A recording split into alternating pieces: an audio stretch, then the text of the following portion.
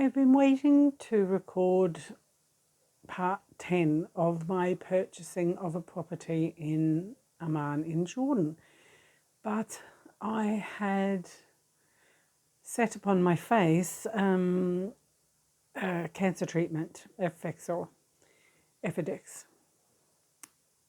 Put a picture just here. Was not pretty over the last couple of months. So it is now February, and I have owned the property actually for over a full month now. I do have the cushion, I do have the document to say I do have the land registry. I am registered as the official owner of the property in Amman in Jordan.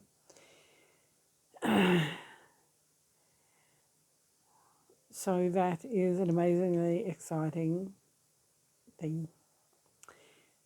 One of the challenges that I now face is that the owner needs me to move the electricity and the water over to my own account, and naturally I do not necessarily have the capacity to do that because I do not have an agent per se.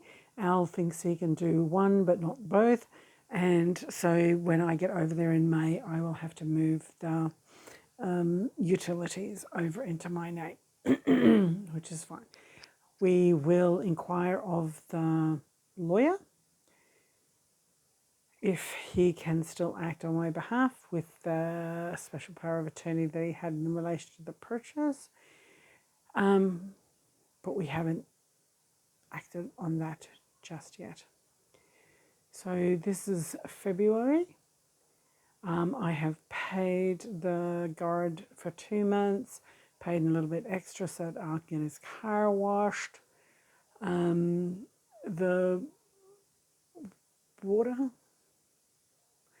the electricity and the water are still getting paid even though it's in the previous owner's name, and it was like 5 JD for that month.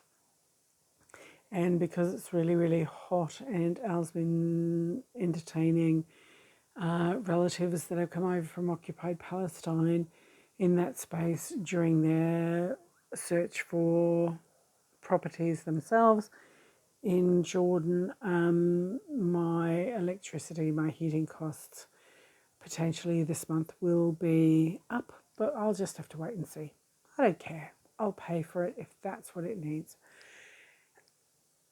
We have not in any way tried to offer it because it's vacant space until the last week of May. It is excitingly my space, and he visits most weeks, a couple of times a week, does a sleepover occasionally if he needs to, depending on what his personal circumstances are. We're coming to like 120 days of the current Gazan crisis, where the Zionists are genociding the Palestinians. So it's quite a stressed and distraught space that we live in within our current world space.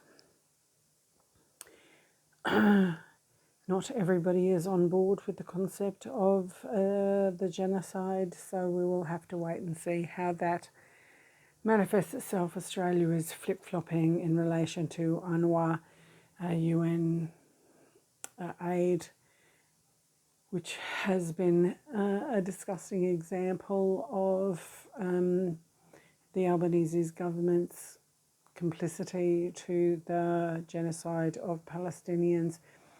And I've outreached to a Labor Party member that I am really respectful of to gauge their input, whether I should disengage from the Australian Labor Party just because of the amount of absolutely disgusting policy that has come out of the Albanese Wong government at this point. So I am excited to get to Jordan in the last week of May. I did have a cerebral vascular accident, a trans ischemic attack on the 30th of January of 2024, which is quite disturbing because it has demonstrated that my cholesterol is perfect, that my carotid and my vessels are perfect, that my echo has come back just fine, and I don't have a PVE, POE, I don't have a hole in the heart that 30% of people have from birth. So there is no, at this point, physical manifestations of why I had a stroke. I can only relate it back to a workplace stress about an anti-vax person that has returned to my workplace. In addition to July of 2023, when my mother passed away, to purchasing the property in Jordan over the period of time in December of 2023, and now the anti-vax person coming back to the workplace, even though we really campaigned very hard from a union perspective to stop anti-COVID vax people returning to the workplace, because it is a complete and utter danger to the profession of nursing, because they cannot demonstrate that they can keep up to date with any current and rapid changing medical input and information, and that they put people at risk where all vaccinations have risk, but not to vaccinate within a world pandemic. It was not something within a vulnerable population that you could express within the workplace. So as much as I really am enjoying my current work environment over the last 12 months, I've had an interim manager who is just amazing. They are a conduit. They are just another arm of a poor manifestation of the real culture that will pervade within health. So if we ever do have another pandemic, people can just look back at what happened at the COVID situation and say that people took their leave, then were paid leave without, to get paid full leave, while they had their case adjudicated under the principle of natural justice. And this person that I particularly am reflecting on has verbalized to the fact that they were not financially disadvantaged at any point during the fact that they disengaged during the COVID pandemic, and that they found their tribe within the anti-vax community. And there's an anti-vax colonoscopy clinic on Misers Road at Maroochydore that they engage in and that they are employed in, that they see as their tribe. So I see that as a genuine threat to any potential health that comes in any time in the future. But relating back to my concept of my house property in Jordan, which is what this is about, I am ecstatic to have purchased. I am ecstatic to move. I am challenged with how I am going to do that, whether I do that in the last week of May and not come back to Australia in the first week of August, and then just stay off to the last week of September, which would be my 60th birthday, where I can get access to my Q Super within my defined benefit I just don't know the answer to that. The reasons that I need to come back to Australia is fivefold. I am paying back the transitional payment from 2010 of the disastrous Queensland Health payroll system. I do need to get a new passport, because I expire soon.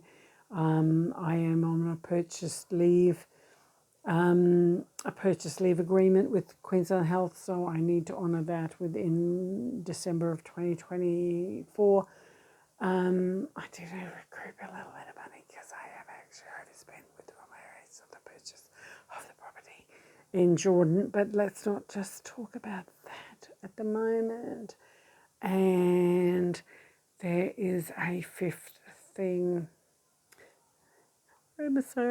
I need to salary sacrifice. I need to save some money in relation to what I have spent, and staying within Queensland Health for the next 24 months is going to gain me back 18,000 Australian dollars within the REMServe reimbursement framework in relation to rates and body corporate, etc. So I just have to keep my SHIT together until at least August, maybe December of 2024, so that I can retire at 60. Bite me. I have reached out to Q Super, my superannuation fund, and they've indicated that I'm probably reasonably situated, that if I take the minimum amount, and I would be able to survive for at least 13 to 15 years with the rental of this property. And so I've already outreached to the rental, to the on-site agent for rental for this property. If not, I can outreach to an external, and I will earn enough money from this to pay the ongoing costs, the rates and body corporate, the annual insurance policy, the nursing registration, and the rental insurance. Currently, I'm on a cardiac monitor, and that's going to affect the insurance policy. So at the moment, I'm currently under a TIA, transischemic attack, within relation to my cerebral vascular accident, and rather than a full stroke. So I will just have to wait and see. The stress of the last 12 months has clearly affected me. I do like working for Queensland Health. I can see some potential with my current manager. My current second manager, the inline manager, the nurse unit manager is pretty suspect, but the one above that is pretty okay and has some real great capacity. But I am just one person, and I have had some experience over the last week to have some really personal contact with some great human beings, and I've been able to connect and make the most human component of the most stressful events within healthcare, personal and unique, to all the individuals that I have exposure to. And that just gives me the utmost, I want to say elation, but it's not elation, it's just a comfortableness, a positiveness that what I do within my current workspace is really good. But there's just elements of it that just stress me beyond belief.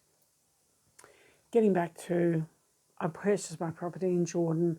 I cannot wait to get back there. I just get so excited when I see Al in the space and he's enjoying it, and he links it into his daily life. Although it just excites me to see how this space is potentially utilised for the advantage of positivity. That's how I want to be for the future. This is Jules Cruise Companion, or Exploring Jordan with Jules, or Retire at 60. Whatever you're looking at this on, stay safe, everybody. just stay safe. Maybe happy travels.